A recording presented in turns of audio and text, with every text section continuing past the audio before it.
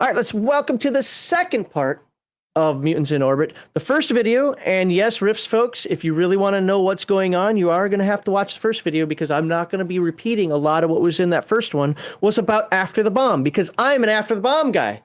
I'm not a Rifts guy. In fact, this is the first time I think I ever read the Rifts portion of this book. And I learned a lot from that. And it'll be interesting because Heathen Dog is a Rifts guy, so he can correct and update and help me along the way there. But now we are going to talk about Mutants in Orbit, Rift style. And what does that mean? Because wait a second, I thought you couldn't get to space in Rifts. Well, we're going to talk about that as well. Role-playing games thrive in fantastic worlds and at inclusive tables that embrace these core values for the most positive gaming experience. Donate to the Wounded Warrior Project via the link in the description below to help, honor, and empower our wounded heroes. On Thursdays and Saturdays, watch Heathen Dog's Dirty Casuals play multiplayer video games over on Twitch. On Sundays and Fridays, join us for tabletop role-playing game content on both YouTube and Rumble. Finally, please take a quick moment to like this video and share it with both your friends and on social media. If you have not done so, please subscribe to Legion of Myth and activate that bell icon to receive notifications of new content. All right. I just saw Elle's comment there. I have no idea. Dude, I have No. I haven't started. Okay. So before I dive into the Rift stuff here, one of the things that I want to say is Mutants in Orbit is actually written differently between the two sections. Between the After the Bomb section and the Rift section. After the Bomb, I would say, is more lore. You didn't see a lot of stats or equipment and so forth, right? Right. Well, the Rift side is kind of the opposite. It pretty much says refer to the After the Bomb lore, but take these changes, and then the rest of it is equipment, bionics, the typical stuff that you'd expect from Rifts. So I thought that was an interesting way. There's definitely more gadgets for that. And then I have a question for Heathen Dog. Okay. Do you have this book, first of all? Not the newest one. No, I have the old Mutants in Orbit. Yeah, I have the old one. I don't think there is a different one. No, the old, the pre-Rifts one, I think it was.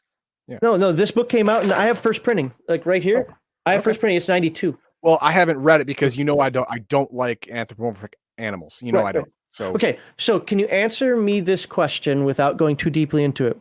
Okay. My understanding is that there is no Rift space. I mean, there's the dimension stuff with Phase World, but I mean, like around Earth. So, yeah, well, how can you use the same stuff? Because we're going to talk about the same things, Leica Station, the Moon, Mars. How can you have that in Rifts? I thought that didn't exist. Well, during the Chaos Earth series, there was all of these things. There was an initial colonization of Mars. There was a fully functional moon base. There was a whole bunch of space stations at Lagrange points that were established for decades when the rifts happened. They were cut off from Earth. Originally, in the original 1990s version of Rifts, it was because all those stations blew up or disintegrated, and it created a flak field around the Earth that no man-made spacecraft could survive through. But in the Chaos Earth one, no, it's just that no one went down there because it's bat crap crazy down there.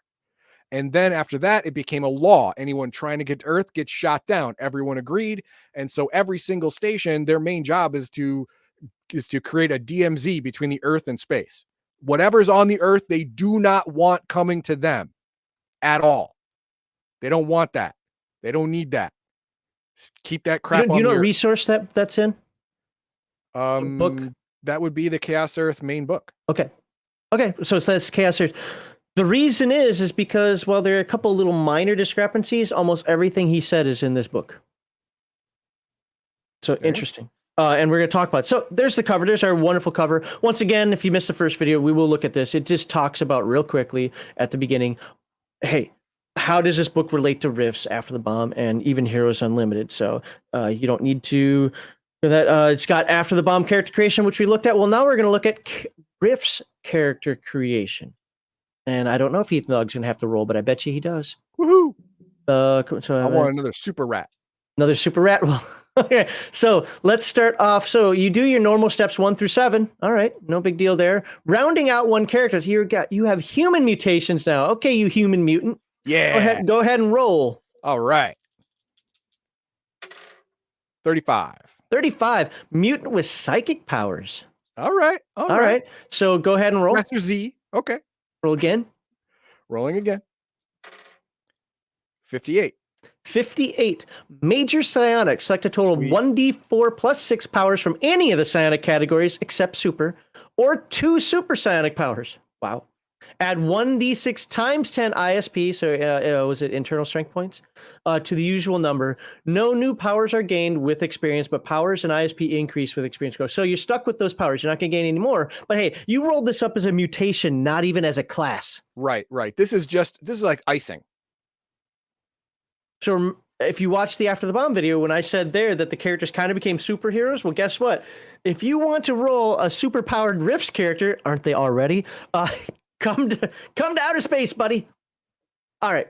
Unusual mutant characteristics table. We'll take a look at that in a moment. Super ability. Oh, you didn't roll super ability. All right. So once again, we have the skills. We looked at these in the last episode, so we're not going to look at them again. The ones with stars are new. The ones with plus signs means they are also can be selected with secondary skills.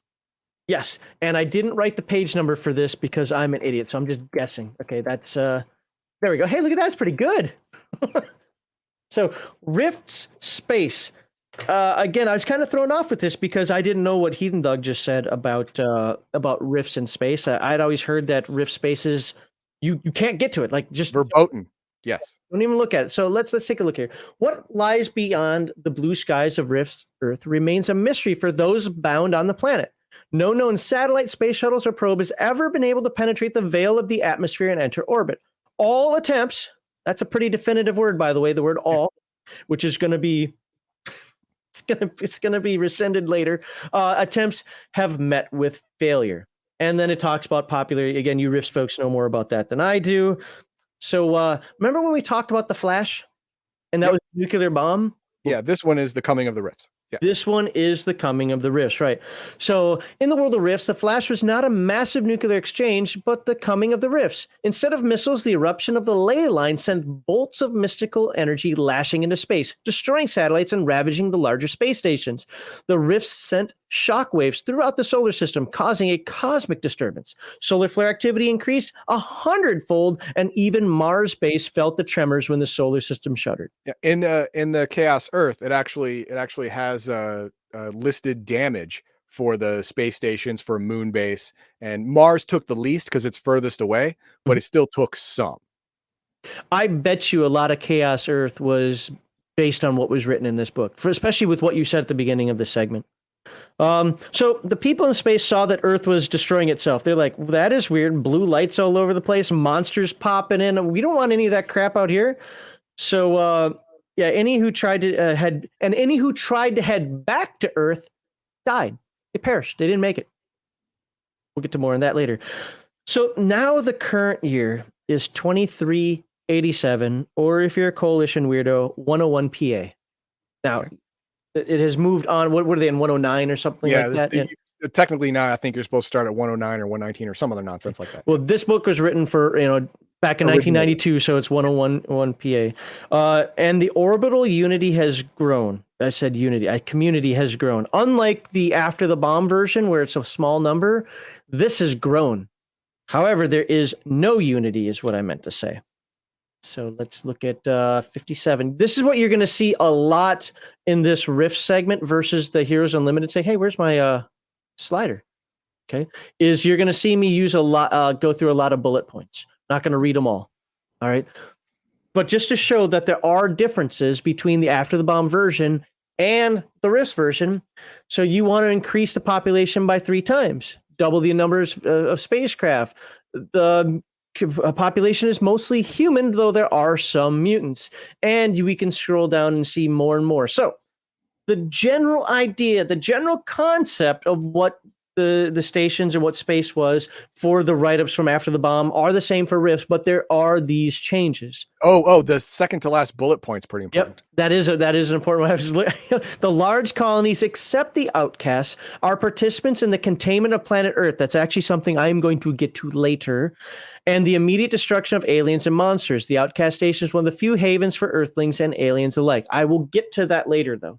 But yes, that containment answers a lot of those things that we were talking about before. So let's just dive right into it. We talked about Freedom Station before. What is different about Freedom Station now? It says Freedom Station is one of the richest, boldest, and independent of the orbital stations. As described in the After the Bomb section, this station is a democracy that generally welcomes and associates with freebooters and other independents. All right. It is ruled by the it's not ruled, sorry.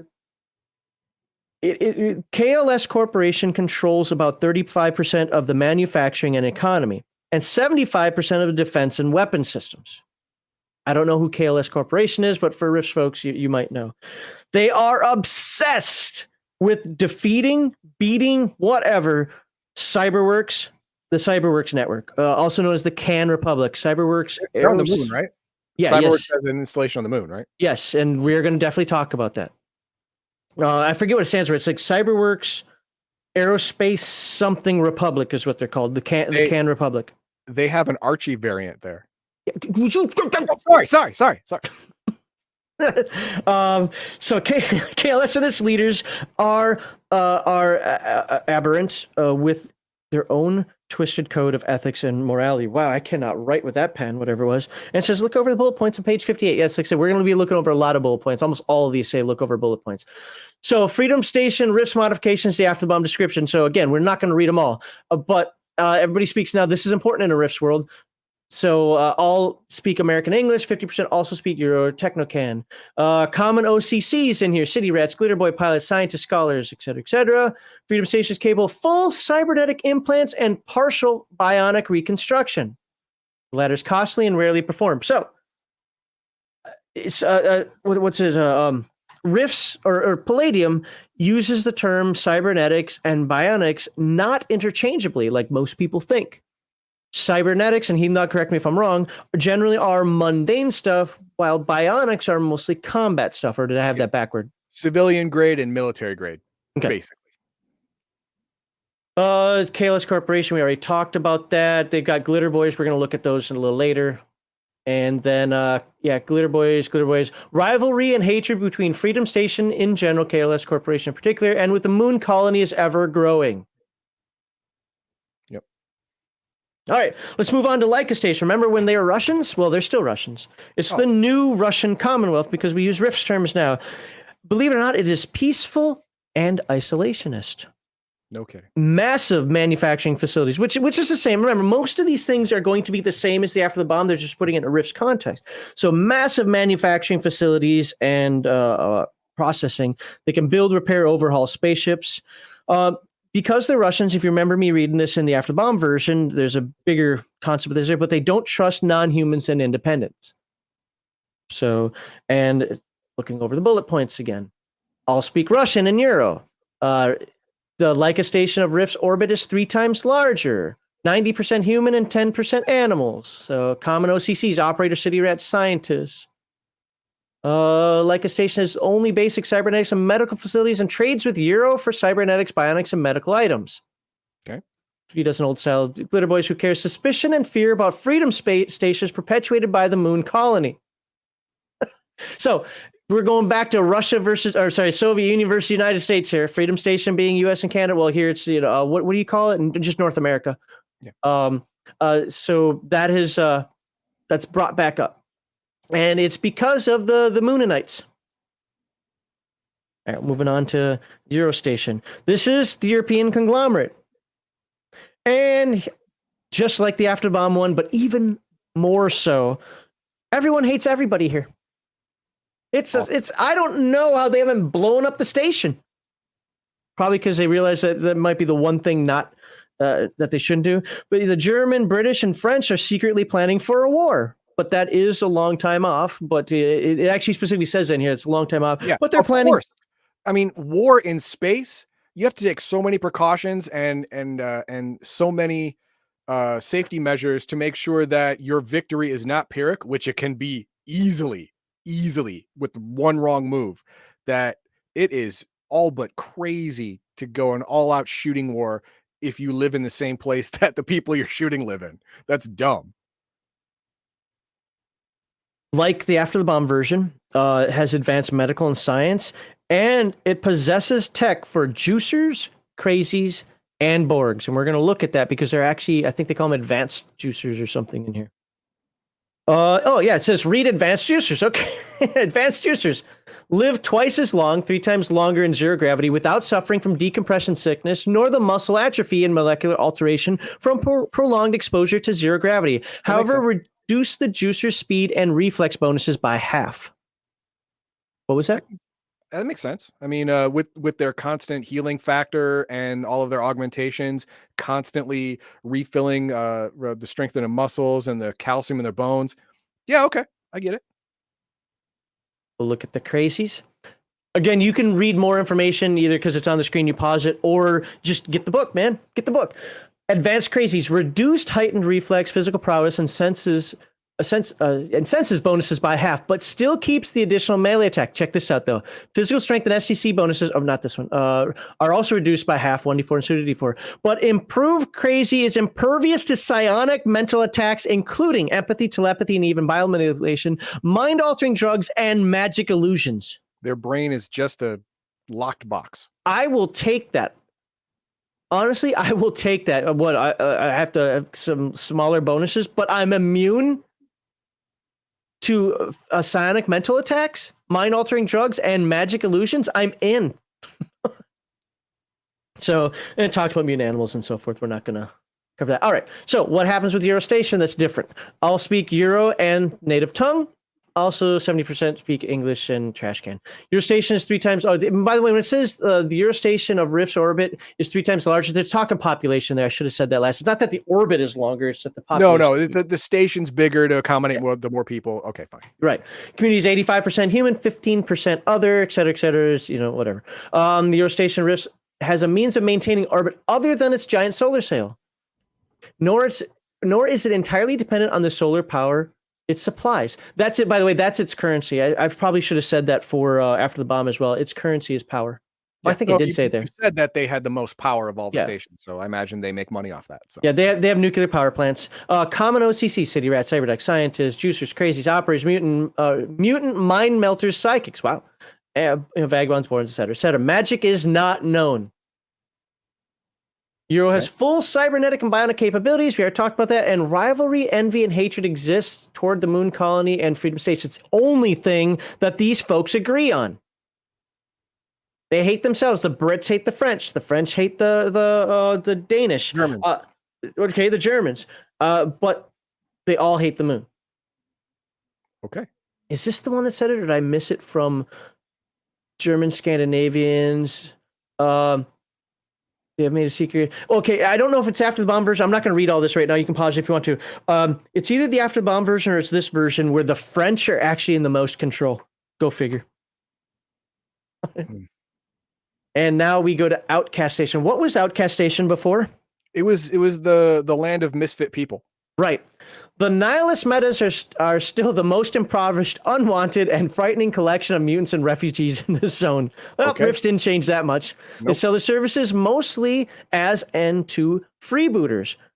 The space, where is it? Okay, that isn't what I wanted to read. They're the only ones with superpowers. They actually sell out their abilities because of superpowers. Every one of these dudes has a superpower. Neat. Or I'm sorry, 90%. 90%. Here we go. The one true resource of mutants of Outcast Station have to offer is the superhuman powers. Over 90% of the nation's population possess some sort of extraordinary power or ability. Education skills are terrible, illiteracy is pervasive, and OCCs are limited. But they've got so if you need a bloodhound, if you need somebody to put up a force field, if you need somebody, just the insert superpower here that can do that thing, you can go shopping. You can go shopping. Yep. Most speak American. Outcast Station of Rift's orbit, again, is 3 times larger. That was at the beginning anyway. Population, 33% are psychic, 33% have random super abilities, and 33% are hideously deformed. Mutant geniuses. Yeah, 33% of the people got the fuzzy end of this lollipop. It's like what was the name in that Arnold Schwarzenegger Mars movie? Oh my god, I cannot think of Total Recall. Yeah. You're like that crazy deformed genius there. Oh, I forget that. or Yeah, I forget the thing's name. I forget his name, but yeah. Master Blaster. Anyway, 20% of overall population are enhanced with BioWare on top of that. So common OCCs, vagabonds. Let's look at the less common. Vagabond city rats, psychics, mind melters, bursters, and wilderness space scouts. But less common ones are headhunters, Borgs, operators, scientists. Because you know what, you could probably do your mad science here without anybody caring too much. Yeah, no one's gonna care, man. Look, you want to do experiments on little Jimmy with half a head and 5 arms? Okay, can you make him into a real boy? That would be great. Probably not, but we can make him into a metal boy. Is that okay for you? That's better than this. The only semi-ally is Freedom Station, because Freedom Station is pretty open-minded about stuff, but that's just semi. Everybody, again, you might be okay with talking with the Misfit Toys or the mutants from the sewers, or buying their services for a short period of time, but you don't. But really you still want them to stay there. Yeah. You have your place, I have mine. This is not a long-term relationship. Little short bursts here and there. By the way, if you're a DB, guess where you live? Oh, you live here. Oh, yeah. Exactly. Suspicion and fear about Outcast Station is perpetuated by the Moon Colony. What is it with the Moonites, man? Freaking Moon, man. They make everyone hate everyone. What is that all about? Freedom Station doesn't believe the hype, but is wary of them and keeps contact to a minimum. And the Outcasts are the only large space colony that do not participate in the confinement of Earth. Again, that will become important in a little bit. Rift's Graveyard. This is all, notice this is just all bullet points. So there's only a few of them there. I'm going to skip them. Get the book. The moon. I want to know about the moon. Goddamn Moonanites. What is wrong with you, man? Before we can talk about the moon, we have to talk about the containment of Earth. All right, fine. Let me actually. Okay. So basically, Earth sucks, right? Yep. You have monsters. Well, from an outside observer, definitely. Yeah. Yeah, looking from above, because they really are, you have monsters, dimensional doorways, aliens, strange powers, all types of weird stuff going on there. So they're like, you know what? No, you keep that. We don't want any of that. In that game. So the stations maintain a counter-orbit debris field of which 90% of anything is destroyed. Did you notice that it said all before, and now it says 90%? Well, no, it just said debris field kills 90% of it. So to achieve this, the counter-orbit debris ring is constantly maintained. 90% of anything that enters the area of effect is destroyed. As further sake.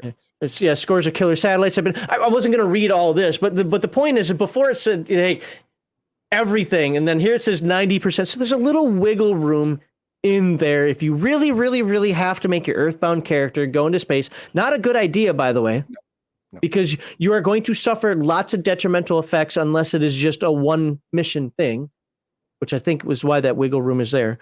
You either want to play in space or you want to play on Earth. That is my suggestion for you. All right, let's give Heathen Dog. Finally, let him learn about the moon.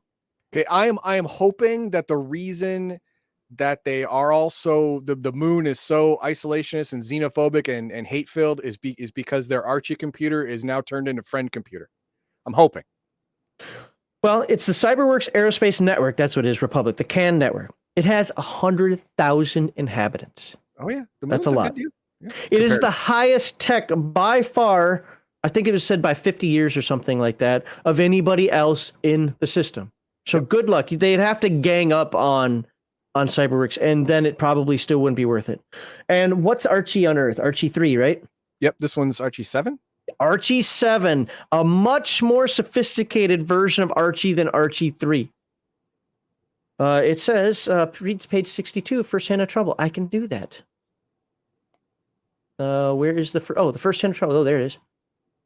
So, you want to know what's going on? The First Hand of Trouble started with the Can Republic's declaration of the entire moon was its territory and its sole property.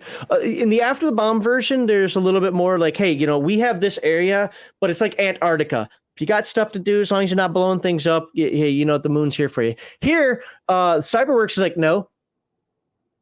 This is we own the moon. Can't own the moon. Yes, I can. Settlement of the moon became off limits and for a brief decade off limits as a mineral resource to other orbital nations.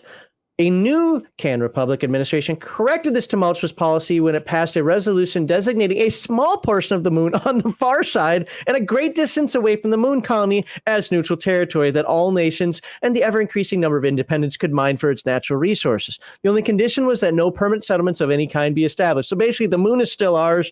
You can rent out an embassy. Nor could people settle any portion of the surface. As you can probably understand, the others really didn't like that, because remember, they're stuck on space stations. They might want options. They don't have options. Nope. So again, you want to read more about this, Cyberworks and its bots, Archie 7. You can definitely read more about Archie. By the way, Archie is not a hat. Archie is a true AI in this version. Has no human interface. So, but the main defense, now we're going to start talking about a lot of stuff, because this Rift's version really includes so much stuff. The main defense are the virtual reality defense system, these VIRDs, right? Where basically, you ever see that Stargate episode where they sit in the pods and they control the planes on that planet? Yeah. Well, that's kind of what you're doing here. It says, read this description. Okay. The virtual reality robot defense system enables a human pilot to control and direct a robot counterpart without being inside of it or using conventional remote control. The human operator pilots the robot by donning a Verge control suit. The lightweight combat suit is an exoskeleton composed of thousands of microcircuits and electrodes. Every portion of the human body is covered. Gloves cover the hands, the helmet, the head, the arms, legs, etc., etc., etc. Okay. Once the suit is engaged, the robot and operator are linked. That sounds great, doesn't it? Sounds so far, yeah. Dude. It has 1,000-mile range. I mean, that's crazy talk, right? I mean, it's got a lot of good stuff. There's 1,000-mile range. There's safety features built into it, so you can't die. But there are some dangers. There are some dangers. There are some side effects. The first one's called the Verge Rush. It basically turns you into an adrenaline junkie. He calls it an adventure junkie, but it's really an adrenaline junkie. You're as a character, you've got to just go find the next thing, and you can cause problems for the people around you as you're driving like a freak, just trying to get that rush, or you bring your friends like, hey, let's go out for something to eat, and then you kind of find out that you're getting what's the pufferfish. You're all fishing for your own pufferfish and have to fillet them on your own and hope you don't die. You get what I'm saying. Like the whole thing is just like gotta have this adrenaline rush. Now there are drugs and there's psychotherapy that can help you through this, but you will have to do that. But that's not the bad one. The bad one here. No, that's not the bad one. Okay. The bad one is where is it? The Verge Schizoid. Yeah, there you go. Oh, that sounds worse. Okay, yeah, all right. This basically, you're hooked on the excitement, but now you also can't distinguish reality from fantasy. Oh, no. Oh, yeah. Where is it? There's a great, not paragraph, but there's the schizoid tends to be more reckless, uncontrollable. Where is it? It talked about somebody here that, okay, the schizoid is far more likely to hurt others, use deadly force, take unbelievable chances, and be totally crazy, particularly during manic episodes. Okay, I can't see it here, and I'm not going to go looking for it, but it talked about somebody, I think it said that went on a mass murder spree. Just didn't think it was real. He was just playing a video game, man. Okay. Read page 65, weaknesses. All right, let's look at this. Okay, so this is talking about the Cyberworks on the moon. I thought that this weakness, because it talks about how powerful the moon is through all this, right? Well, what's the issue with it, though? The Can Republic has only 3 environmental shortcomings. It has to acquire water from off-world, having to rely on outside sources. So they're going to be hiring some freebooters who also may be working for some other people, right? It operates an ice mine on the Martian moon Deimos and occasionally mines the asteroid and Mars polar cap. Has inferior manufacturing. It has all this great tech. The best tech by far, but Leica Station still produces better. Or let me phrase it. It can produce. There we go. That's how I should say it. So trades with Leica Station, who has fabulous shipbuilding facilities, and its people can never return to Earth because their bodies have permanently adapted to zero gravity. Remember, the space stations keep a 1G to the best of their ability. Moon does not. Well, it can't. Right. I'm going to spin the moon faster to make... No, dude, shut up. You can't do that. Now, this one, you guys who actually play Rifts, probably it makes sense to you. This surprised me. There are ley lines on the moon. See, that surprised me too, because initially Years ago, I thought that the rifts were connected to planets with some kind of life, like there, kind of like the Force type thing, right? But apparently not. So there are a bunch of ley lines, but there are 9 nexuses That's on not the a moon. lot compared to the Earth, but it's still significant. It's the Mars has, well, it doesn't even say a number. Mars just has a lot. Okay, so talking about Mars. We're not going to read this history of the canals of Mars, okay? This goes back in time, talks about some stuff from the 1800s, but it sets you up for what's going on with Mars as far as like the ley lines. Wow, dude, Mars in the Rift version is way different than the After the Bomb version. The only thing that you can count on being the same is Bug Boy still existed. Oh Damn yeah, it. Bug Boy still did his thing. And oh wow, it actually tells me to read the first paragraph of the Canals of Mars. Why? Why did I want to read this? When ley lines erupted on Earth, they sent a shockwave of PPE energy throughout the solar system. Even Mars base felt the tremor of the eruptions before word had reached them of the Holocaust on Earth. Okay, there's a little historical content there. Because I was really interested, honestly, I was in like, wow, I thought ley lines were just an Earth thing. Apparently, I'm wrong. So, ley lines plus terraforming equals a lush tropical can't read. Oh, forested and rolling grasslands over thousands of square miles. That is That something makes total. sense. That Is actually something, makes sense. Yep. but it's totally different than the After the Bomb Oh yeah. version. Oh yeah. Oh yeah. Remember, in the After the Bomb version, The they air's a little start. moist. Like, okay. Well, right, but they just started terraforming, then the flash happened. Well, in Rifts, they just started terraforming, the flash happens, but now you have ley line involvement. Mm-hmm. And Uh, when you mix magic with a changing ecosystem, it gets weird. So they giant sentient semi-intelligent bugs rule Mars. Matter of fact, he has this paragraph in here. I don't know if it's in the bug section or where it is, but he has this paragraph where he talks about, yes, the bugs are stupid, but they're not retarded. Okay, what that means is they're going to fight instinctually. If a bug is about to die, it's going to leave. If a lot of bugs start to die, they're going to look at them and say, this is a bad idea. Let's go think of something else to do. They might not be fast on the processing, but they're not just going to be like, oh, we're a bug, we're dumb, we're just going to die. No, they don't do that. Okay, he has an important paragraph. I thought it was an important paragraph Well, about that. yeah, I mean, all bugs are like that unless you're attacking the hive. If you're attacking their home, they're not going to stop because they know if Right. you successfully kill their home, they're going to die anyway. So what's the point? Let's read this note. If the ley line nexuses allow people to travel to Mars, it also means that a dimensional portal can be created to let mutant insects onto Earth. Sure. And other worlds. Don't do that. This could have dangerous consequences if the giants ever proliferated on Earth. One of the things I didn't really talk too much about with the After the Bomb size, remember when we talked about that the ants were size level 14? Mm-hmm. Humans are around size level 9 and 10. They're bigger. Okay. And we'll actually look at a rift bug in a little bit. The only good thing about the mutant bugs is that they will instinctively see the Zitticis as a rival insect predator and attack them.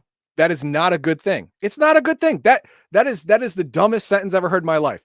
That it's the whole idea that you have a mouse in your vents, so you send in a cat. Well, now the cat's stuck in there, you send in a dog. The dog's stuck in there. It's like that. If you put Mars bugs on Earth to get rid of the exotics, one of them is going to win, and they're going to be stronger. And now you got a new problem. Theoretically, they don't necessarily have to be stronger, especially if these bugs win, because it depends on how they get there. Now, if they have an open conduit, well, there's still only limited numbers, but yeah, I can see what you're saying. But if just a large enough force goes there and attacks the Zittics, that could be a good way of reducing Zittic number. Yeah, in the short term, yes, it will, but they are, by definition, an invasive species for the Earth. They're going to wreak havoc with just send the mechanoids that way. Yeah, kind of like mechanoids in that way. Yes, I mean, you are all alien to each other. You can't coexist. You're from a different place, different time, different thought process. That's a bad idea. Well, hey, the last sentence, the Zittics will harbor similar feelings about the mutant insects. But the point that I was reading here is it gives you that warning, like, try not to bring the bugs back, please. We don't want them here. Do not bring, what is that, the killer bee, whatever it is, or whatever the heck is killing all the good bees. Murder hornet. Yeah, murder hornets. Don't bring them, please. Keep them back in Japan where they belong. Yeah. Good plan.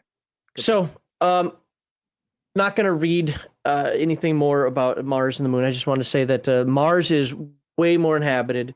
It's bigger. It's got Does much it more lush actually land. have people on it rather than in the Ooh, after the bomb? I didn't write that down, and I don't remember off the top of my head. Um, Because it sounds like it can support actual life without domes for the most part. It sounds like it. no, I think because it doesn't say anything different here. I guess no, there'd still be no people. Oh, that's unfortunate.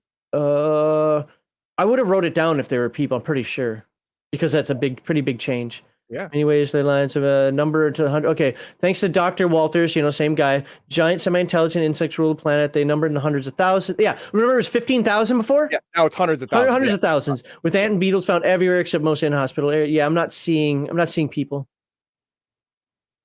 All right. So again, not gonna you guys, if you know riffs and love riffs and play riffs, a lot of this stuff, I mean, we could sit and look over every robot or whatever here. We're not gonna do that, but I am gonna page through the stuff and we can talk about how much this book. Remember, there's not the only thing at the end of the after bomb section were bugs. You people who play riffs, now you get to look at robots and glitter boys. Old style Mark III glitter boys, old style Mark IV glitter boys. And if you really want me to stop on something, I can. New style Mark V. There's a picture of a glitter boy. Space boy. Space boy. Glittering space boy. Cyberworks. Cyberworks has got hard suit power armor. Oh, yeah. And look at all these MDCs, man. Just the shoulders. This is a diesel punk game. Because when the shoulders have more MDC than anything else. Oh, God. Yes. Yes. giant shoulder armor. Come on, man. I hate that stuff. The wrist triangle creates pockets of full oxygen and water. Yeah, weird guy. No, I'm not getting into all that. Yes, there's like a Bermuda Triangle on Mars. Yes, but I appreciate that for the folks in chat. But it's not that I skipped it. I only have so much time here. And if you want to know more about Mars, if you want to, you can go ahead and put that on the screen. Doug, you know what he's saying. Okay. Weird samurai battle armor. And you look at all this stuff, and it comes with art. Why didn't we get this on the after the bomb side, Kevin? Steel Dragon. Look at that. That's crazy looking. I want to drive it. Is that a Borg or is that a vehicle? This looks like a Robotech officer battle pod gun. It does a little bit. Yeah. I mean, I from the look of that, and it's a lot of human attributes, I think that is a full conversion Borg thing. Is it? Well, it's from the look it is. I don't know. The Steel Dragon is the latest creation of Cyberworks, having only been in production for about a year. It's a giant all-terrain, all-environment super tank with a large array of devastating weapons. All right. No, they just want to make it very, very stylized for some reason. Okay, whatever. Leica Station has its own. It's probably going to look much more Russian. Here's some spaceships. They only got a couple in here, but still. Those are too alien looking. I'm sorry. I don't like that. Way too alien Riffs is alien looking. Way too alien looking. No, I mean, it's all Earth all the time. It should be like Babylon 5 looking ships or stuff like that. Not this sleek. Though those look like Katani ships, and they are like monkey alien nonsense.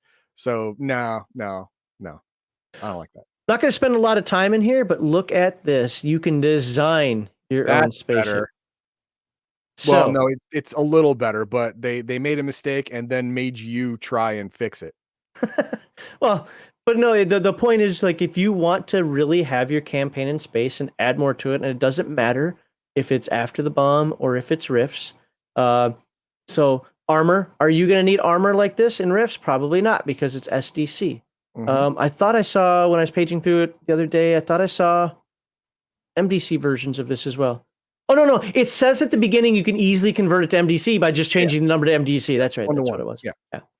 And that's what it was. It was 1-to-1. Weapon systems.